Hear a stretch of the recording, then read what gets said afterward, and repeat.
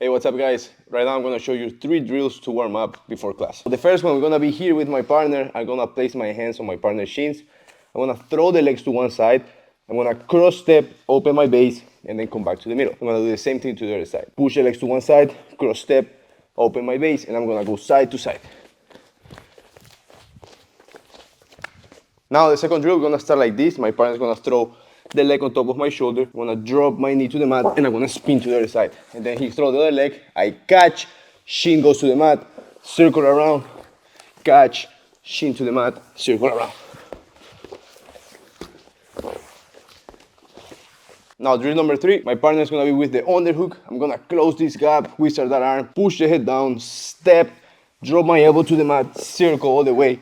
And then we go again, underhook, close the gap, step, circle. Then we go side to side.